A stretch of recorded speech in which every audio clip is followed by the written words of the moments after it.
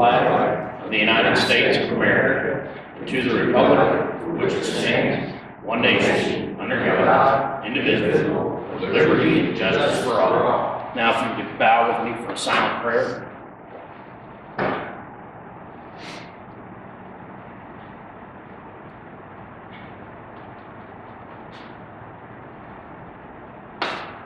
Amen. Thank you all. Thank you again for coming, everyone. We have a lot going on with the oath of our new commissioners, and we have our audit report. We will try to make this as quick as possible today, guys. And if I could, I'd like you all to, commissioners, to review the minutes from the previous meeting from November.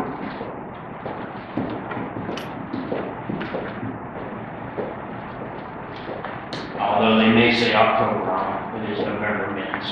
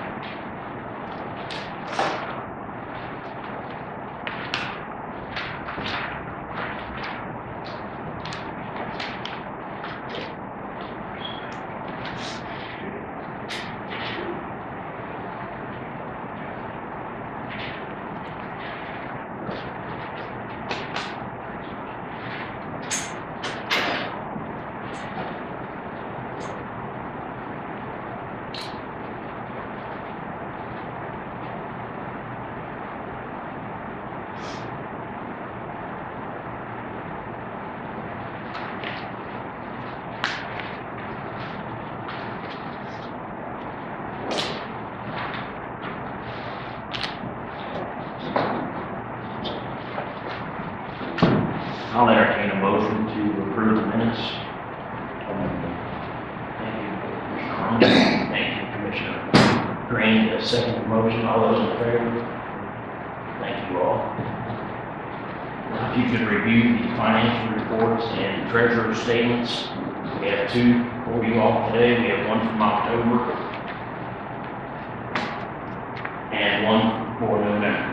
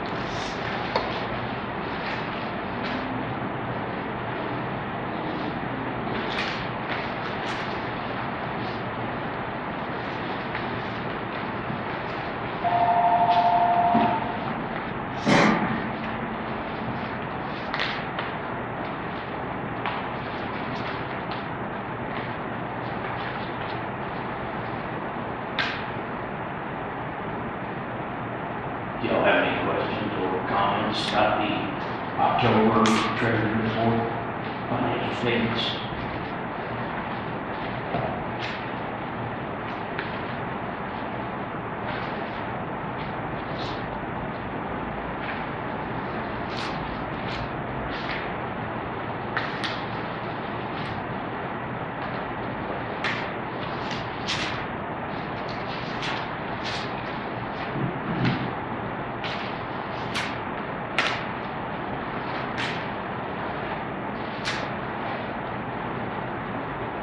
Looked like our sewer account got down pretty low on that. And if you look at November, yeah, November it jumped back up.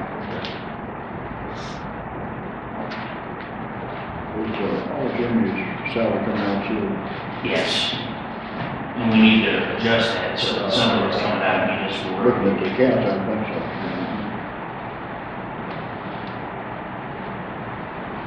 So the council, well, we adjusted that back and forth before. Right.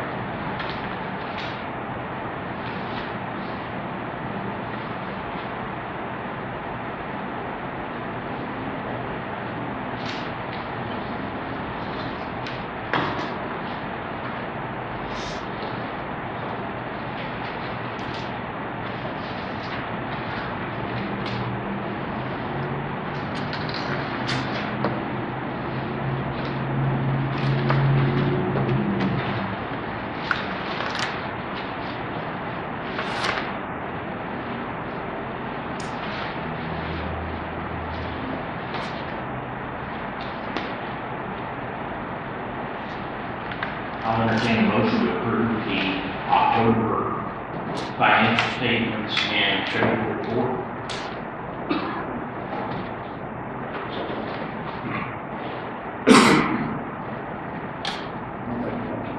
Thank you, Commissioner Green. And a second.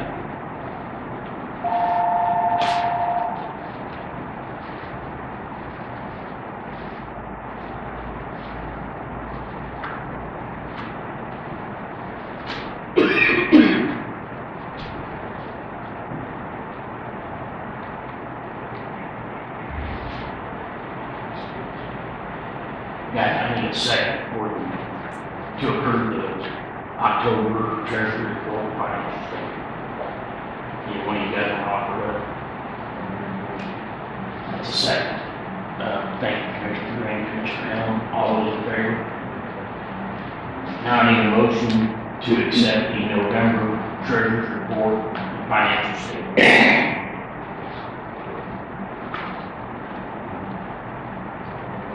Commissioner Hill, motion to accept them. Do I have a second? Commissioner Green, thank you. All those in favor? Thank you, gentlemen. We'll move on to Commissioner's reports. Commissioner Elm with wastewater treatment plant operations.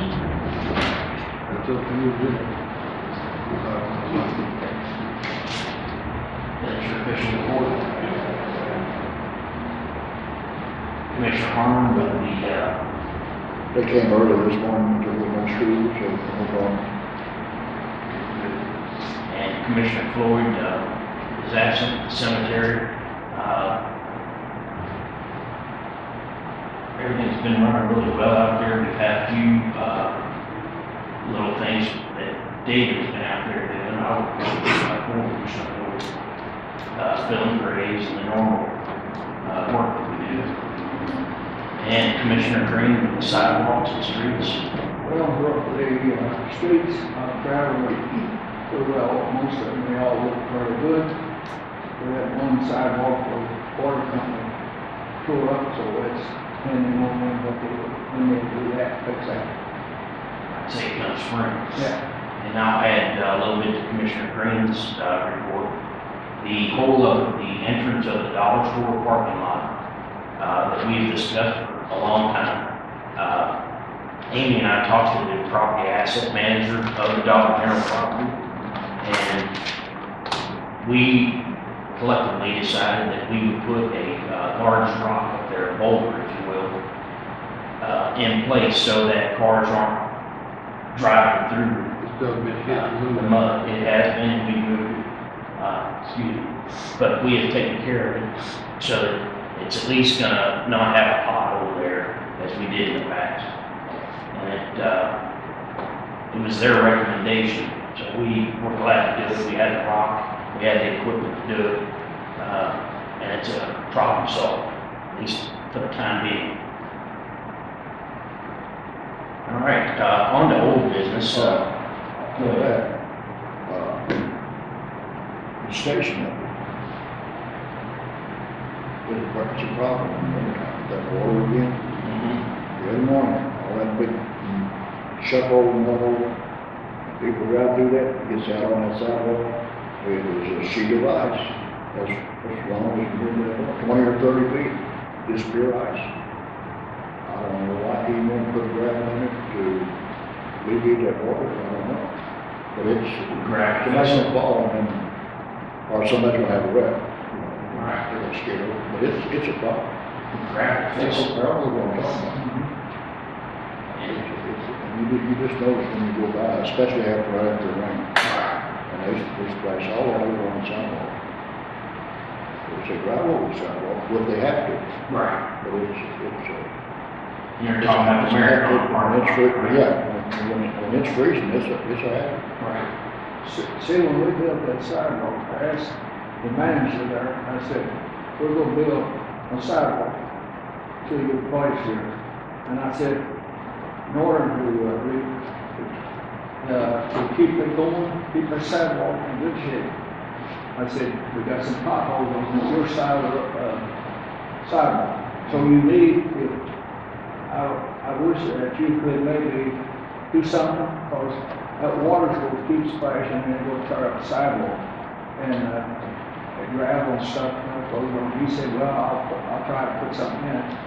Almost, he promised me, really, and they never did do it, so that's the problem there. And I spoke with the owner of the property too about it. And one of the reasons he doesn't want to fix the holes is because it slows traffic down when they come into the parking lot. I will speak to him again about some kind of resolution between.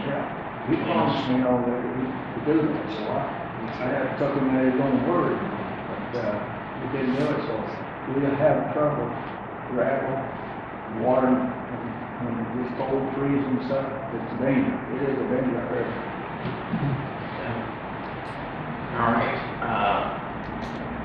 The next item on the agenda, guys, an old business, is we need to have a resolution giving me the authority to sign a contract with Crawford. I'm not in a hurry for this because the contract they sent us is missing a few things.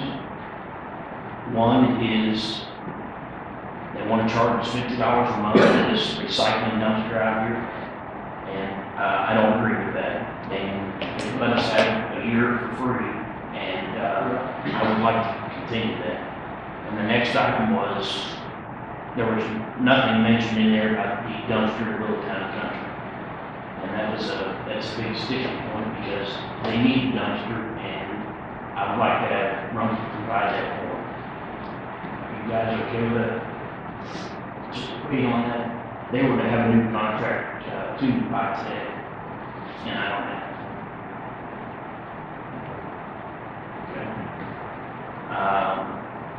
The next item is about to have a second reading on the ordinance to change the meeting time and date. Well, not the date, we'll still meet on the third Tuesday. But we have commissioners that cannot attend the 6 o'clock meeting, or the 10 o'clock a.m. meeting. So I propose that we change the meeting to 6 o'clock. And in order for them to meet the first meeting in January, we need to change that ordinance today. This should be the second reading of it.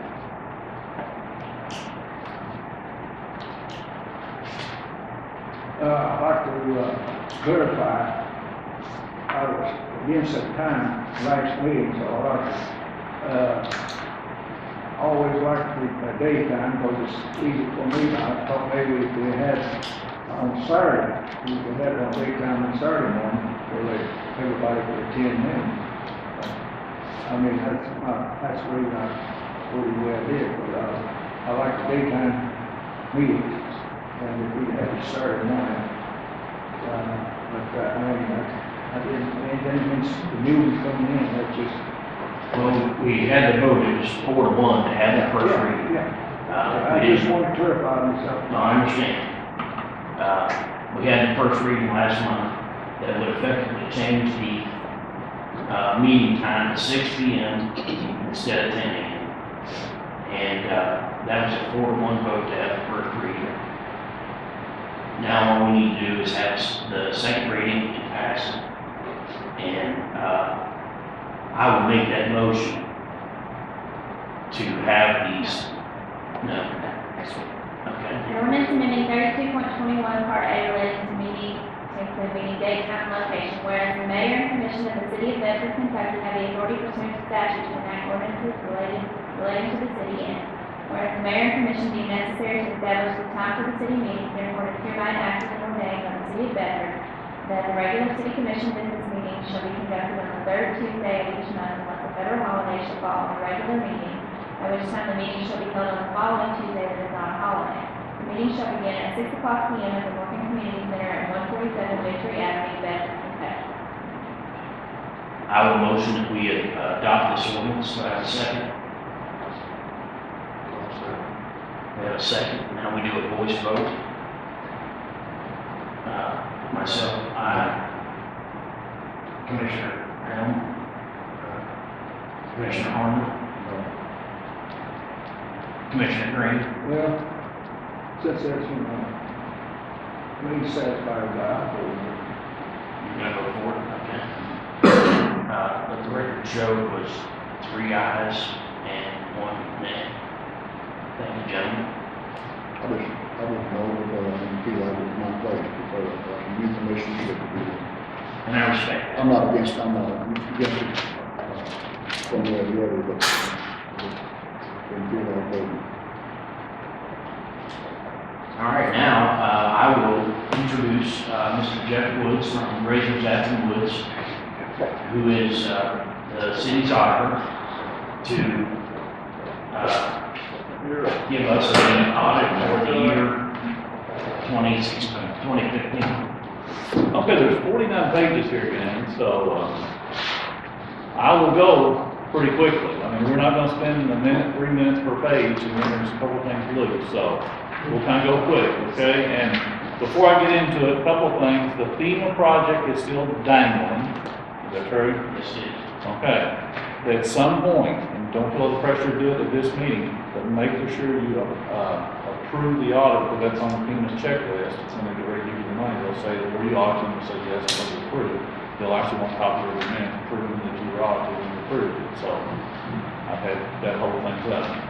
With that being said, I will go as quick as possible. Like I said, 49 pages. So page 1 and 2 briefly explain that these financial statements present fairly what happened in the last fiscal year. That's through June 30th, 2016.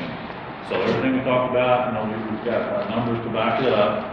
First page I'll stop on is going to be actually page 8. There's 2 funds there that we're going to talk about. The general fund is kind of a good catch-all. If anything that isn't special. And when we talk about special, we talk about road aid, we talk about the sewer, which is a different fund, and we talk about your cemetery, which is also kept track secretly, or separately, not secretly, separately. General fund is a catch-all. It took in $205,000, ultimately spent about $10,000 more than it took in. So it ends the year right at $187,000. So you can do that for a while, but at some point, you've got to make sure that you take in as much as you spend and don't overspend. So 10 isn't a bad year, but if you have a $40,000 year, time or 2 in a row, you'll be in the world of hurt. The other column is your other governmental funds. It loses $3,600. It's your road aid.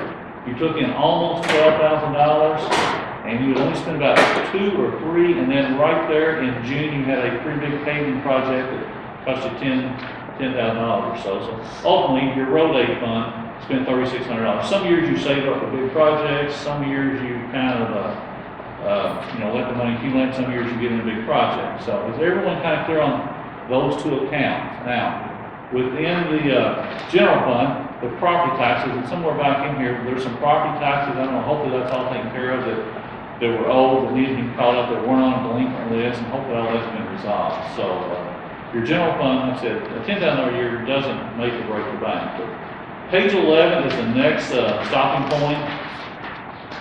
Page 11, the 2 columns are sewer and cemetery. The sewer is your necessary evil, so to speak. It took in about $200,000. It loses, and you get 3 lines from the bottom, about $75,000. That's all depreciation though. Now, it does lose cash too this particular year, but that's depreciation. That's the fund that you will always, forever and ever be fighting because sewer operations are expensive. I mean, there is nothing, and hopefully when FEMA gets done with it, you'll have a plan that won't have nearly the repairs and maintenance. The bigger things you bought this past year were 6 aerators after the flood of July 2015 and a pump or so. So, I mean, you had to spend some capital money, but that is just, that's pretty common places we go, sewers, you're fighting. Cemetery had a really good year. It took in almost a little bit over $48,000 and spent 32, and that was just the start of the gazebo. I think it got finished in August, September. I think we got some work done in June and August, September. So it actually increased $16,000 this past year. So that is a positive number there. Now, next page I'm going to stop on just for a second, and we'll flip towards the back, because I can pick a page and talk 5 minutes per page. But page 12, and in the middle, there's a line that says net increase or decrease in cash and cash equivalents. Your sewer fund literally spent $35,000 of raw cash more than it took in. Now, in your mind's eye, if you recall, last October, November, RD let you use $53,000, of your saved up money to kind of get things, and Jimmy's worked back there on various things, trying to get it to status quo. So this shouldn't be shocking to you, but you're to the point now, FEMA's either got to step in, or you all just got to keep doing patchwork until they do something. So that's kind of tough. And then right beside the cemetery, had a good year. It increased in cash, but your sewer is going to be your headache down the road. Have I hit a nerve or anything? Stop off, everybody okay? Okay, we're going to flip here. I don't know, the next place I'm going to stop is actually on page 28. I made a pretty big jump on it. And that page basically lays out your long-term sewer debt. That is the original 81, 82 issue that you're down to 5 more years, and the sewer plant will be paid for. You're at $139,000, and by the time you get through this fiscal year, you'll be at $115,000. So you're almost out of debt about the time you get ready to have to probably, unless FEMA pays 100% of everything, you may be debt-free after this 5-year period. So we'll kind of wait and see on how that plays out. But that number, that has dropped over the 30, 40-year period. So that's a very important page. The next page we're going to stop on, and it is our generation's issue, is page 33. You can actually read 4 or 5 pages about this.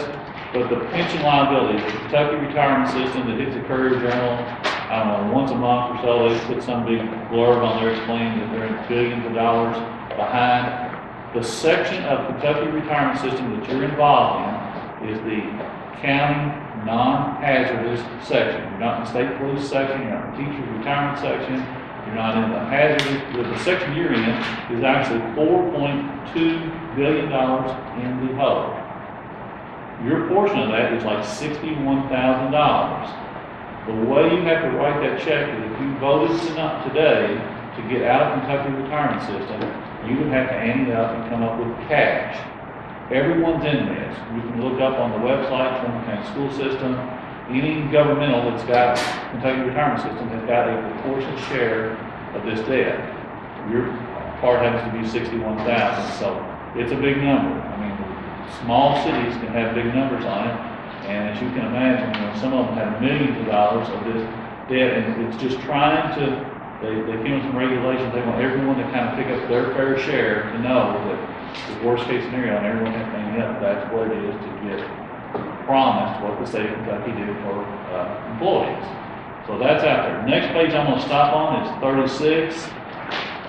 Very last paragraph kind of catches us up to date that after the flood, you all asked for the $53,000. You all feel pretty strongly that's going to cover your 13%, and FEMA's going to pay the rest, but we're out here 17, 18 months, and they have not come knocking on your door to kind of hand you a check and get contracts out. And I've talked to your engineer, Clay Kelly, very, very knowledgeable and excellent engineer, and he's as aggravated as you all are But I mean, you've got to stay on them, or, you know, Jimmy will just keep popping on the best he can as far as on the system.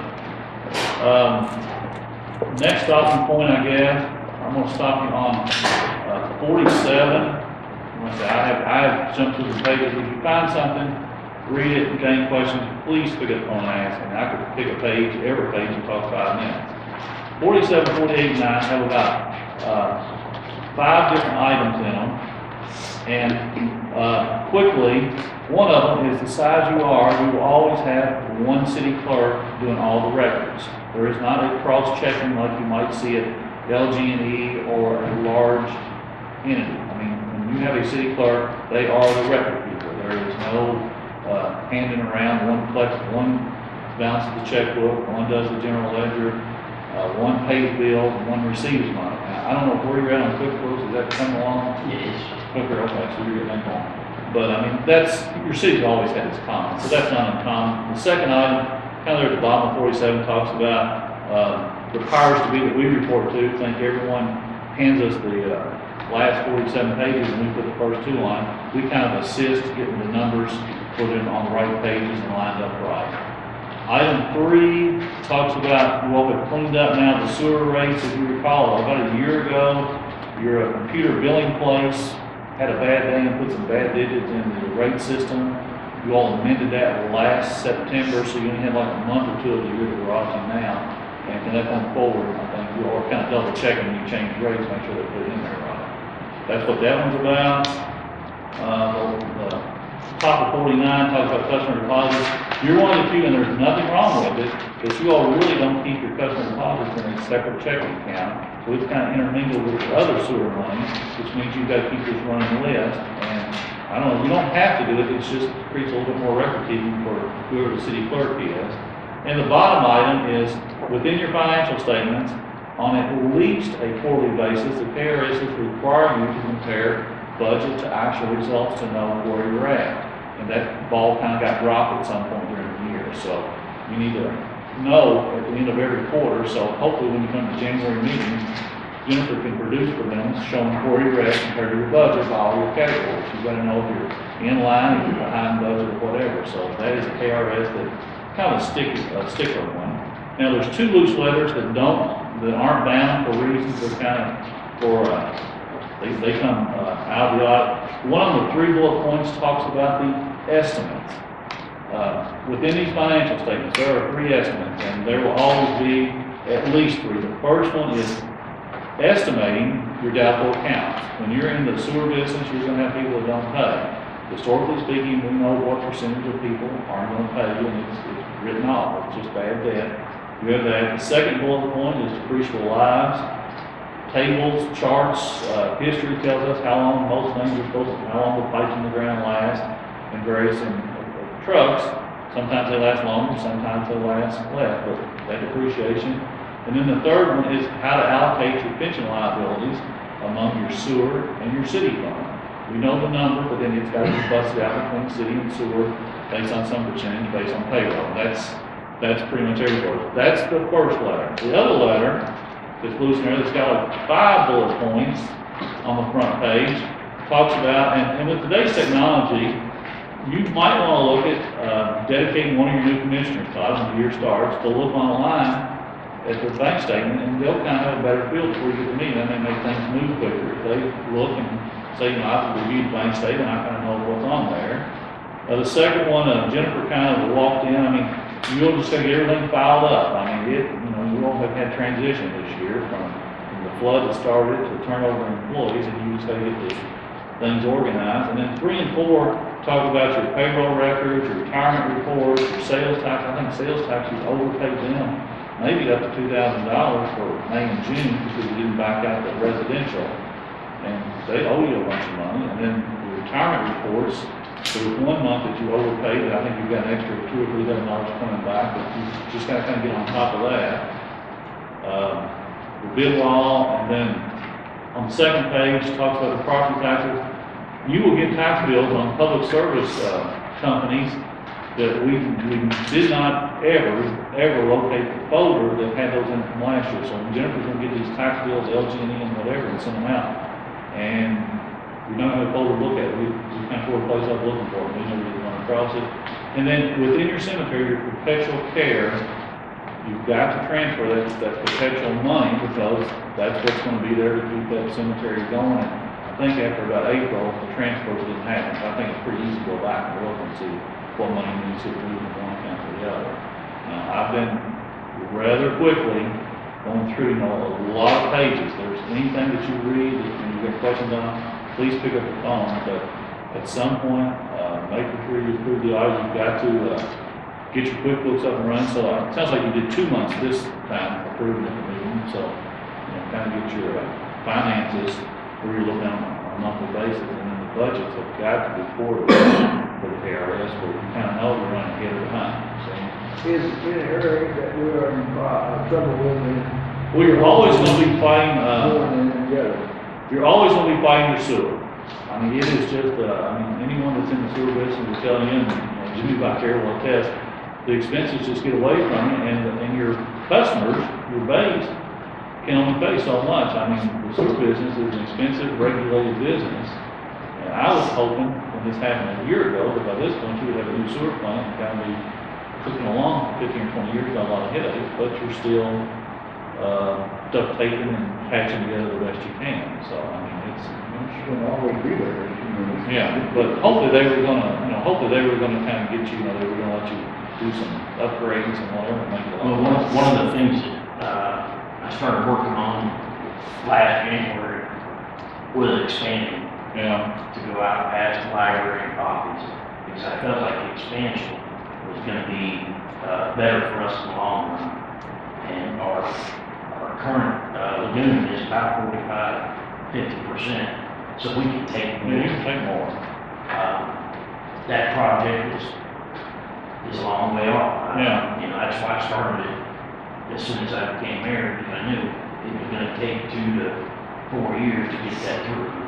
You all may want to contact Clay and then get him in here and see what, He's I know he has, I talked to him 3 different times during the audit, and he is trying to get this. in the expansion, we included rehabilitating different lift stations. It was like $1.5 million.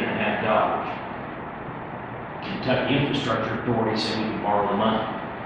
Replace it, there are grants available, and then we should be patient and wait for grants. Yeah, and then FEMA, hopefully will come up with a part. Well, at least they'll come up with the part that was lost. So it's lost, yeah, Based so I on mean, flood. But with the expansion, we were 12 on the list, and we are now at 4. okay, well, So we are moving up. okay. Does anyone have any other questions? I know some of the commissioners are going off, but I mean, so this is scheduled through June 30th. I know Jennifer's got her hands full as far as getting all the payroll reports matching for the calendar year, so we've got a lot on the agenda. I would, y'all had a long meeting today, so. All right, I will entertain a motion to accept this audit. Thank you, Commissioner Gray. Second. Thank you, Commissioner Arnold, and all those in favor? Opposed? Please show the vote was, I was making comment. This FEMA money is when we get it. It's not going to improve the sewer system very much. no, it'll just pay back. It's all just, it's all cosmetic. It's mostly cosmetic, is what we're going to get FEMA. It'll just pay back what we spent. I So, understand. the lagoon's still filling up, all that. FEMA's not going to take care of it unless we get another grant. Right. So it's mostly cosmetic. I understand this county has gotten their FEMA. That's what I've heard that too. So I don't, And I don't have any explanation why we don't have one. I've contacted, United States Representative Thomas Massey to help us look into this and try to expedite it. And, Clay Kelly, our engineer, is on the phone with, Kentucky Emergency Management. I think her name is Jessica Hall. Pretty regularly so that we can speed this up a little bit. And a lot of it is, they want us to spend money for them to reimburse us. It is a strictly reimbursement program. We have not spent like they think we should. And I've even explained to, Carmen and Kentucky Emergency Management, we operate on a very small budget. We can't just spend $200,000 and wait to be reimbursed. We have to spend nickels, and they have to be, timely. So what I recommended in the past was we do something every quarter, so that when we file the quarterly reports, we're showing some investment on our part, and that's what they want to see. They don't want to see us just waiting to be paid. And I know that's been adverse to the majority opinion on this commission, but we have to keep spending some. Does that clear it up a little bit? All right, we will move right along. Fellas, the spay and neuter clinic, we had agreed to close that account, but we did not have a motion in a second. We wrote a check to that grant to pay them back, and then we wrote another check to the county to give them that spay and neuter money. So that account is currently at zero.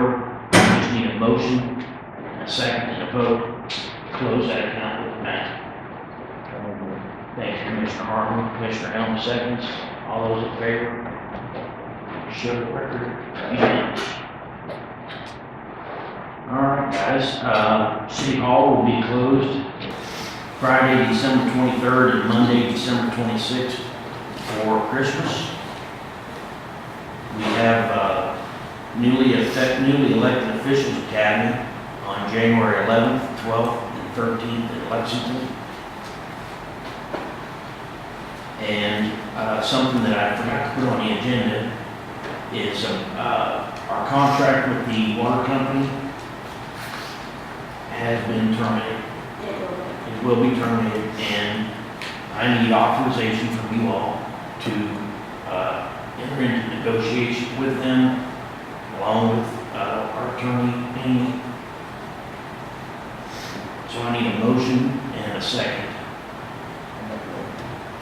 Motion from Commissioner Harmon to give me the authorization to negotiate with the water company on a new contract, and Commissioner Green seconds that motion. All those in favor? And Amy will set up that meeting with the water company attorney and their manager, so we can get this ironed out for the next meeting. All right, does y'all have anything else you'd like to offer? I would like to say, go ahead. Yeah, we're getting ready to close. But before we adjourn, does anybody else have anything you'd like to offer, you guys? This is my last meeting, and I can't say I enjoyed everyone, but I was glad I was here a while. I think I've missed about 2 in 23 years, so it's been good ride. And I have served with Darryl 12 of those years, and Commissioner Green. It's been an honor to serve with you. We haven't always agreed, but I appreciate Darryl. there's a big age difference. Well, we all agreed we'll need for one man. That's right, that's right. He did a lot. He most definitely has, in a variety of fields. And it's just been an honor to work with him on that. And I'll be glad if I can help in any way, just give me a phone call. I'll be glad to help. Definitely. I think your first term began January 1st, 1995, didn't it? 3, In 95. it's been about a year. And with that, I would just like to present you with this as a token of our gratitude for your several years of service. Thank you. Wow.